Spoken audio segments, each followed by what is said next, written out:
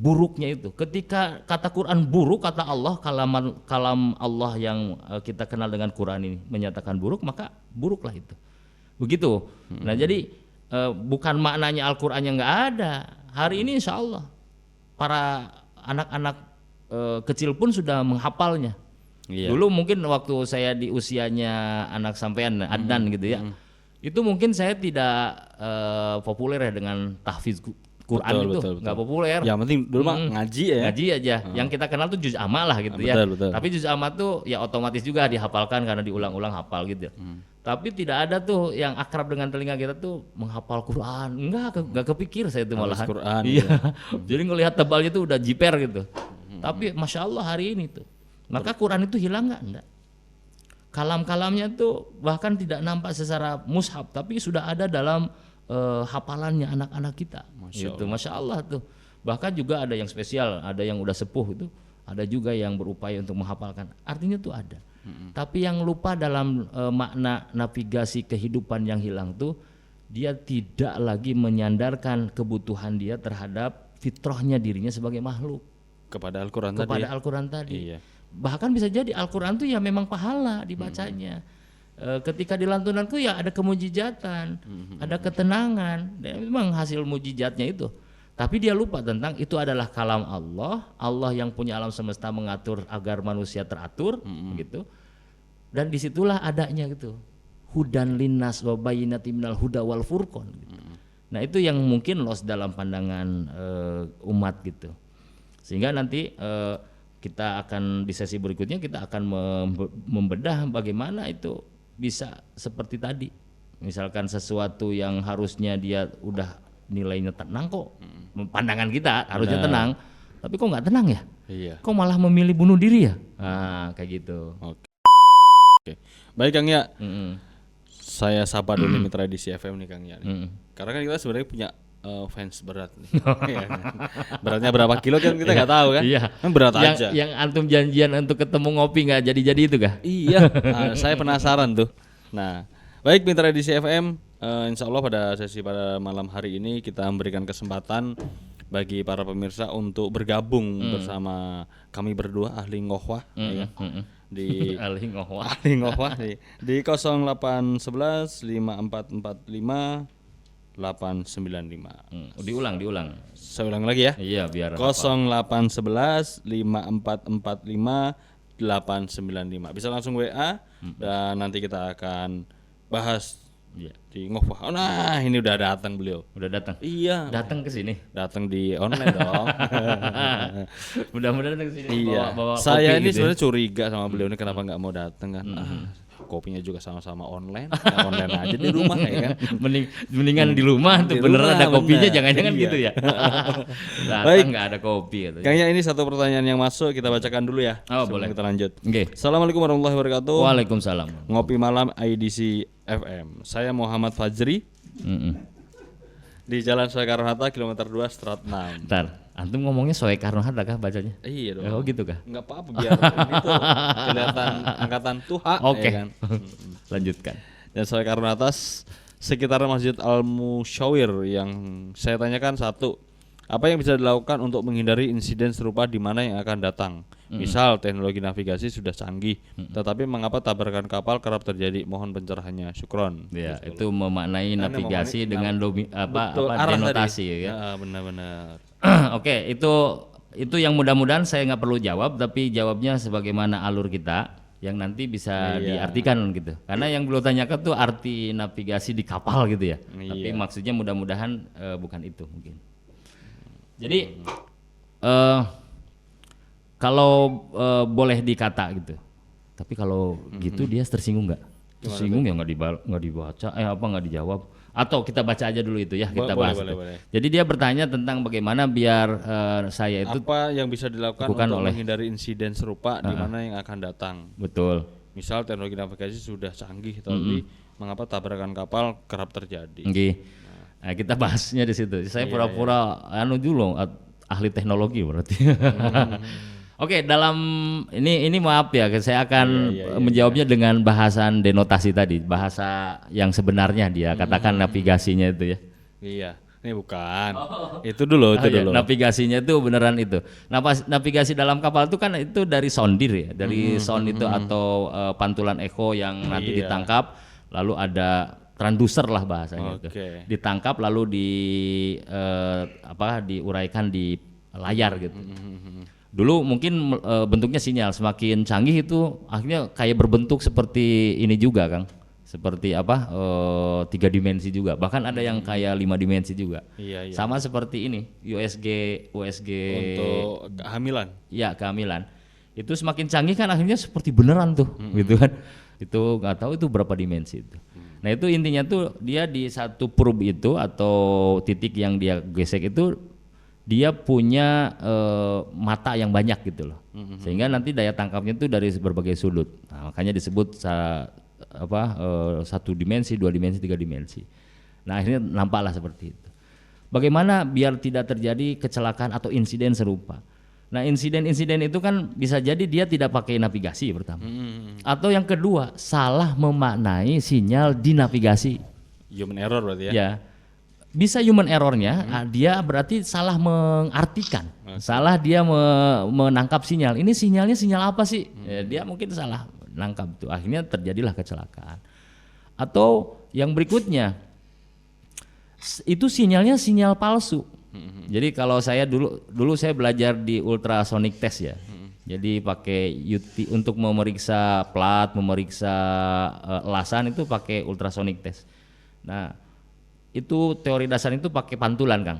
Nah pantulan itu ternyata pada dasarnya terus, jadi gelombang itu terus memantul. Makanya di layar itu akan nampak kalau ada kita setting 10 range, akhirnya ada gelombang 10 yang sifatnya itu menurun.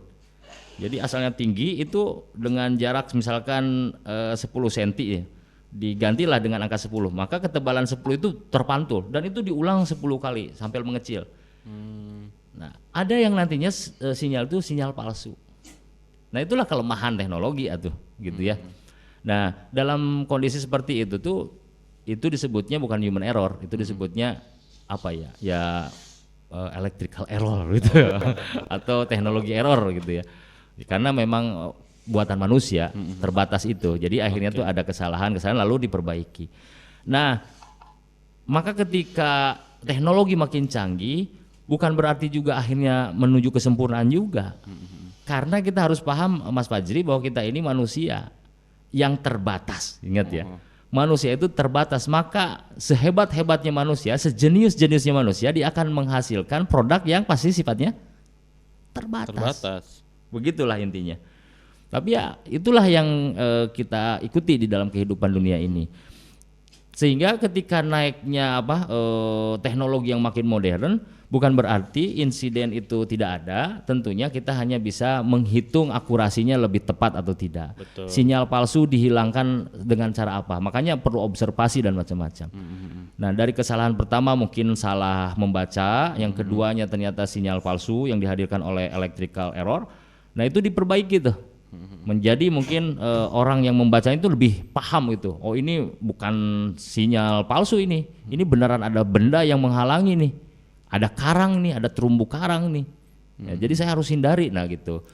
Nah itu kan kita baca tuh kecanggihan itu. Atau electrical errornya itu dihilangkan menjadi transducernya banyak, sudut pandangnya banyak sehingga nanti terbaca betul bahwa itu adalah terumbu karang. Nah dari titik itu saya akan tarik ke kondisi yang dimaksud tadi. Kalau urusan buatan manusia ya yang sifatnya terbatas, maka kejeniusannya pun aslinya tuh terbatas. Produknya pun aslinya terbatas. Kita bisa menyandarkan sepuas-puasnya tuh dengan keyakinan yang seolah-olah 100%, betul. Begitu. Padahal itu tetap sifatnya terbatas. Nah harusnya memahami dengan kesalahan-kesalahan tadi itu, memahami Al-Quran dengan janji Allah tadi, dengan maka harusnya enggak harus lagi menjadi keraguan. Walaupun ada kemungkinan pemahamannya itu salah gitu. Seperti tadi human error, dia membaca sinyal salah.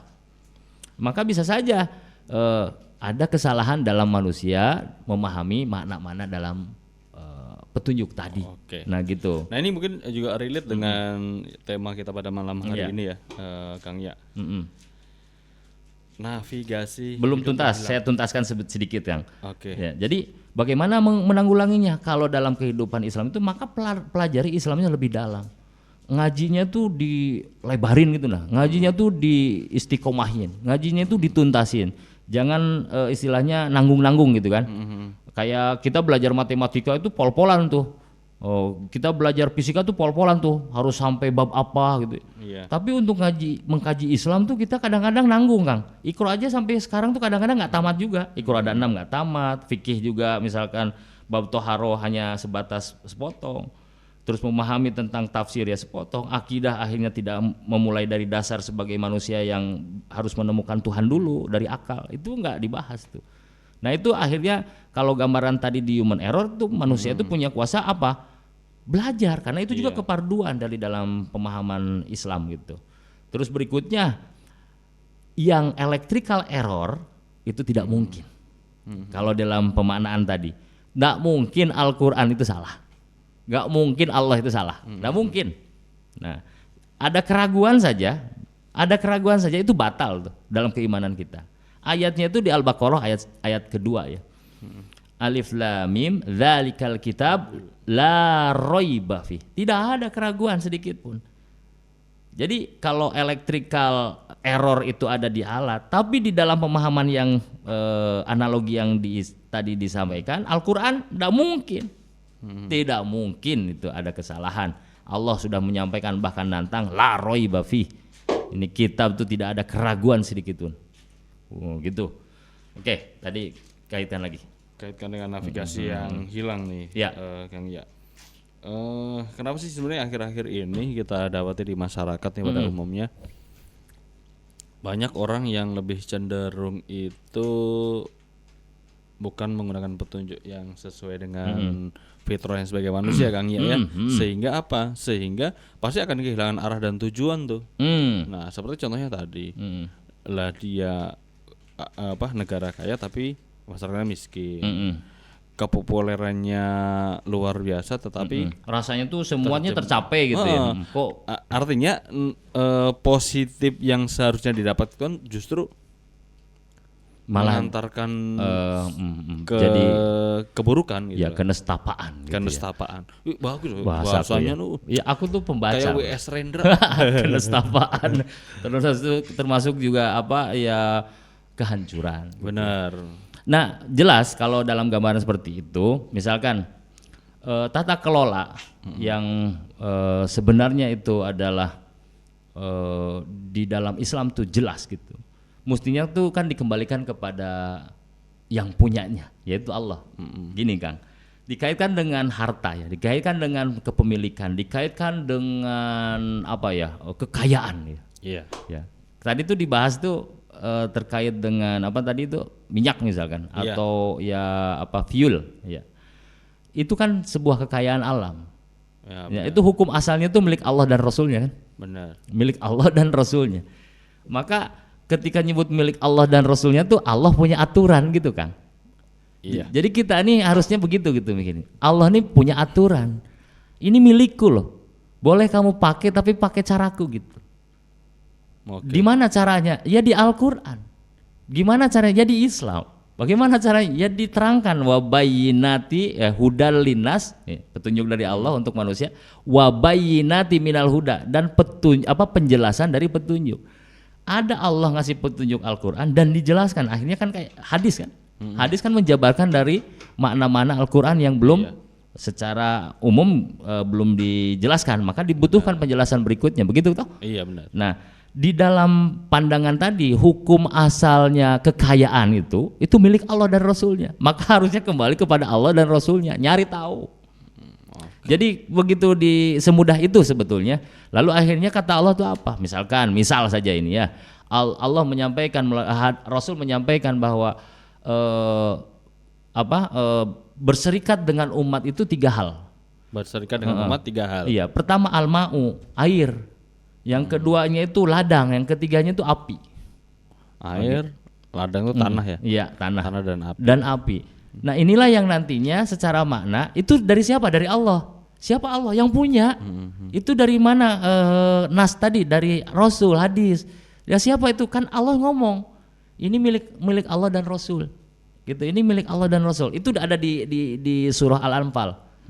Jadi yas'alunaka 'anil anfal qulil anfalu lillahi wa rasul. Jadi anfal itu harta lah, kepemilikan lah, ghanimah lah. Itu milik Allah dan Rasul gitu awalnya tuh. Maka dibalikanlah ke maunya Allah dan Rasul. Nah, ini 3 perkara tadi. Nah, ketika disebutkan 3 perkara tadi adalah milik umat, maka dikelolanya itu oleh negara yang akhirnya itu diberikan seluas-luasnya untuk umat. Nah, itu Kembali kan di dalam lagi ke Islam. umat. Nah, ini kan konsekuensi akidah. Akidah kita meyakini Allah, akidah kita meyakini Al-Quran, akidah kita meyakini hadis. Dan itu tuh harus dinaikkan ke level qaidah. Nah, qaidah ini bahkan harusnya jadi level qiyadah, mimpin. Nah, ketika itu tidak dipakai, maka akhirnya apa? Ngelos. Misalkan pengelolaan tidak diatur oleh negara, misalkan oleh swasta. Maka apa yang menjadi acuannya swasta? Pasti dia akan menghitung kapitalnya, dia akan menghitung untung sebanyak-banyaknya gitu. Dan sebagai hukum ekonomi biasa itu ya kalau bisa tuh modal sedikit, untung sebesar-besarnya. Ya sekecil-kecilnya, untung sebesar-besarnya. Terus bagaimana biar ini ya dilangkakan saja, maka nanti akan muncul kebutuhan yang meningkat. Kebutuhan meningkat bisa jadi mempengaruhi harga. Kan itu hukum umum gitu. Betul. Gitu. Itu nggak harus berlaku kepada fuel tadi, bisa saja kepada cabai, dan itu umum semua. Nah, cuman kita harus paham bahwa yang berserikat tadi milik umat ini apa. Nah, itu yang tadi akhirnya ketika pengelolaannya termasuk distribusinya. Jadi pengelolaan sampai distribusinya itu adalah bagian dari perintah Allah. Ada aturannya ya, ada navigasinya ya. Ada petunjuk yang udah jelas tuh. Maka siap-siap sebagaimana tadi tidak diikuti navigasi di dalam kapal, akhirnya bisa jadi accident. Betul. Ya. Atau ya minimal insiden gitu kan. Insiden, accident terus dan sebagainya. Maka minimal antum nganter barang itu salah. Antum menghadiri undangan kopi salah. Ke ruang tamu orang karena memang salah navigasinya. Benar. Jadi atau ada tapi dia diikuti gitu. Ingat ya, syarat kalau di elektrik tadi, elektrik bisa error. Tapi kalau di dalam pernyataan yang barusan, Al-Quran itu tidak mungkin, mustahil nilainya, mustahil salah, begitu. Iya, mustahil salah. Maka oleh karenanya proses kenapa bisa demikian? Ya ada kesalahan yang mana Al-Qurannya nggak ditinggal, Al-Quran itu ada, tapi kenapa maknanya tuh lenyap? Tidak dipergunakan isi dan substansinya. Makanya waktu di awal Al-Quran yang menggetarkan, kita akan memaknai apa? Tidak hanya mukjizat dalam lafaz, tidak hanya mukjizat dalam lantunan, tidak hanya mukjizat yang menggetarkan hati saja dari perasaan, tapi begitu memahami aturan, kita ini akan lunglai, kita ini akan pasrah tasliman, ya Allah. Hanya Engkau yang membuat ini, Engkau yang tahu rahasia langit dan bumi tentang diriku manusia dan makhluk lainnya, maka aku tunduk kepada Engkau, gitu kan. Masya Allah. Gitu. Nah, nih mau diteruskan lagi? Iya kan, karena contoh yang kedua tadi, misalkan itu barang tuh, perilaku manusia dikaitkan dengan kebutuhan barang, kebutuhan misalkan minyak tadi contohnya. Maka wajar kalau hari ini bakal begitu gitu. Misalkan kenapa di kota lain enggak? Itu hanya sebuah ini aja. Contoh, misalkan gini. Ini bukan kaitan yang inti ya. Contohnya di kota lain tuh enggak ada yang berani jualan apa tadi tuh bensin. Jualan bensin di depan pom bensin, enggak ada yang berani. Di sini aja gitu. Tapi ketika ada yang berani jualan bensin di samping tukang bensin, itu sesuatu yang pastinya tuh kan dia akan ngambil. Ya itu secara dagang tuh begitu, saya ambil di sini, maka saya akan jual begini. Kenapa tetap berada? Ya memang susah dapatnya, ngantri tempatnya, maka ini akan subur. Semakin subur ini, maka menjadi idola juga tuh. Nah, itu logika sederhana lah itu. Ya, jadi semua aturan yang akhirnya bisa diarahkan di pusaran buhul atau usul inti ataupun ya cabangnya semestinya bisa itu. Nah, contoh yang berikutnya yang tadi digambarkan oleh Om Pai adalah tentang manusia. Kok bisanya loh hari ini tuh ada orang yang bercita-cita ingin berkecukupan, ingin istilahnya dipandang lah, istilahnya terkenal dan segala macam ya. Kok bisanya mereka sudah berkecukupan, terkenal, dia sudah dapat sarana dan fasilitas, kok bisa-bisanya dia main narkoba? Iya. Kok bisa-bisanya dia itu istilahnya berakhir dengan keputusasaan dan bunuh diri? Nah, ada apa lagi? Kembali, navigasi tidak dipakai, Al-Quran tidak diambil, Al-Quran tidak digenggam di dalam hatinya menjadi keyakinan yang diproses oleh akalnya, sehingga kokoh dia itu dalam tujuan hidupnya. Tujuan hidup itu kan tidak ada lagi, Kang. Hari ini kan tujuan hidup tuh kebanyakan bergeser, Kang. Anak muda coba kalau ditanya pasti pengennya itu ya tenar. Betul. Nah, akhirnya tuh pansos dia, ya kan, eksis di medsos dan kadang-kadang nyeleneh dan demi konten akhirnya tuh dia langgar tuh hal-hal adat, hal-hal yang tidak biasa, bahkan norma agama pun dilanggar. Betul. Nggak lagi peduli halal haram gitu. Demi ketenaran tadi ya. Ketenaran. Terus lagi di kalangan misalkan rumah tangga pada umumnya apa coba yang dalam cita-citanya? Kaya. Rumah satu udah cukup, rumah dua udah cukup, kaplingan banyak udah cukup, Betul. mobil sudah ada satu misalkan si putih, ganti lagi, nggak cukup juga, terus begitu. Dan itu bawaannya manusia tuh begitu. Akhirnya bergeser sarana, dia pengen sarana satu itu nggak akan cukup, terus berpindah pengen, bahasa lainnya tuh gunung emas satu biji dia nggak akan pernah memuaskan dirinya, dia akan meminta gunung-gunung emas yang lainnya. Nah inilah yang harus diluruskan secara akidah. Lalu apa? Ya kembali kepada Al-Quran apa coba? Tidak ada kesimpulannya. Akhirnya umat Islam itu harus meminta dirinya itu tujuannya nailu ridwanullah. Dia mestinya itu hidup itu mencapai ridho Allah. Nah ini yang hilang. Jadi ridho ini mudah kita sebutkan, akrab dalam telinga, tapi tidak kita pahami nailu ridwanullah itu dalam hal apa. Kadang-kadang ujungnya saja insya Allah ridho Allah gitu. Padahal ridho Allah itu tidak hanya ujungnya, Kang. Proses awal, terus lagi terjadi sesuatunya, duringnya, selamanya, selama perbuatannya, sampai ujungnya itu ya harus atas ridho Allah. Jadi bukan ujungnya saja. Misalkan rumah tangga ingin dalam keridhoan Allah, sakinah, mawaddah, warahmah, itu yang hikmah yang kita dapatkan. Jangan akhirnya pengen ujungnya tapi prosesnya salah. Misalkan nih pacaran, kalau pacaran tidak bisa menaklukkan dirinya atau pacarannya oke, dia bisa menaklukkan tapi keluarganya nggak bisa ditaklukkan, misalkan emaknya, bapaknya, kakaknya nggak dapat persetujuan, DP dulu bener. Kan banyak istilah itu yang didengar di anak muda, sehingga dalam mencapai sakinah mawaddah warahmah bahkan itu digembar-gemborkan, bahkan di dalam pernikahan pun disebutkan. Tapi dia tidak atau dia luput dari makna prosesnya. Padahal nairul ridwanullah itu harus ditakar dari mulai itu syariat yang dicapainya itu harusnya itu semuanya diproses melalui ketundukan syariat. Maka ketika bergesernya tujuan kayak tadi akhirnya misalkan di yang tadi apa coba yang di kasus pertama tadi? Ya pertama orang itu pengen mendapat nilai-nilai kapital. Bahkan dia itu lumayan lah. Gitu istilahnya selisih 1.000 ya kita adain di sini toh buktinya juga ngantri jadi orang kan saya memudahkan masyarakat kan gitu akhirnya kan terus berkembang dan tidak ada kunjung selesainya akhirnya tuh yang ngantri itu jangan-jangan bukan konsumen asli bro bisa jadi yang jualan kan gitu. Iya benar. Nah kan itu kondisinya. Nah dalam proses-proses itu tuh apa sih tujuannya? Kapital. Dia sudah tidak lagi mempedulikan tentang nailu ridwanullah. Dia tidak lagi mencapai aku lari itu ridho Allah, jualanku ridho Allah, ngantriku ridho Allah, enggak gitu. Sehingga nanti hak-hak orang, kedoliman-kedoliman dilahirkan oleh baik oleh mungkin individu atau kelompok, bahkan sebuah istilahnya kekuasaan itu harusnya dia takut tuh. Makanya dalam proses Islam dengan kesimpulan, butuh kesimpulan enggak? Butuh dong. Maka dalam kesimpulannya itu ketika pun petunjuk itu disadari itu harus menjadikan kesadaran umum yang tumbuh di 3 aspek. Pertama ketaatan individu, ketakwaan individu. Yang kedua ketakwaan masyarakat, yang ketiganya ketakwaan negara. Kalau tidak ada itu tidak akan ada akhir. Kesimpulannya. Gitu Kang. Kalau gambaran ngohwah malam ini membedah tentang petunjuk navigasi. Kehidupan ya navigasi kehidupan yang mulai hilang. Nah, itu kita kalau mulai hilang tuh mumpung baru-baru, ayo kita balikin. Benar.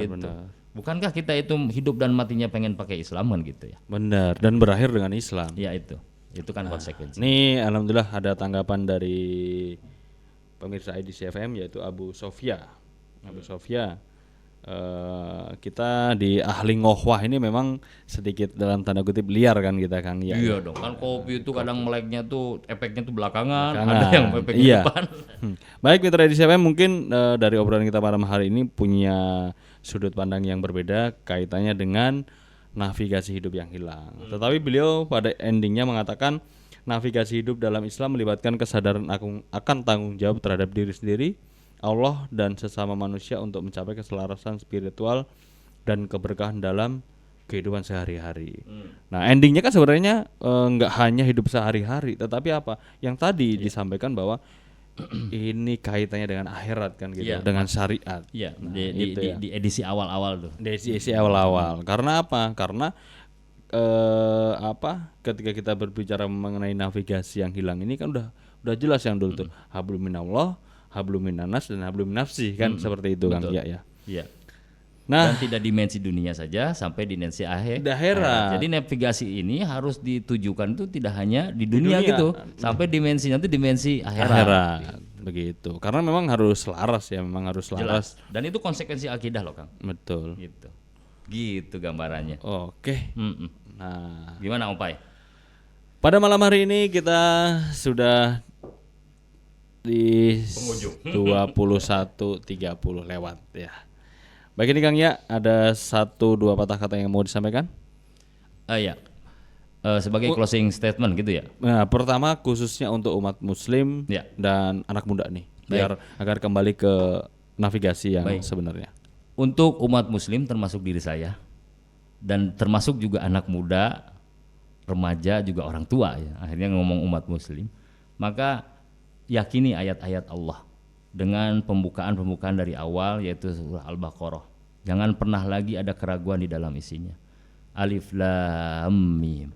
Dzalikal kitabu la raiba fi. La raiba fi.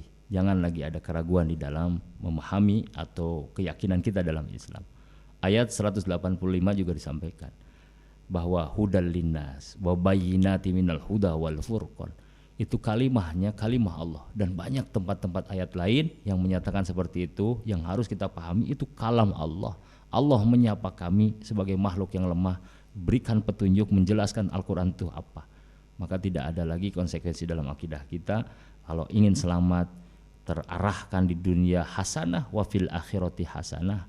Navigasi sesungguhnya adalah Islam dan di dalamnya ada Al-Quran, As-Sunnah, Ijma dan Qiyas. Demikian Om Pai. Masya Allah. Jazakallah ini Kang ya atas nasihatnya pada malam hari ini kepada saya dan kepada Mitra Edisi FM.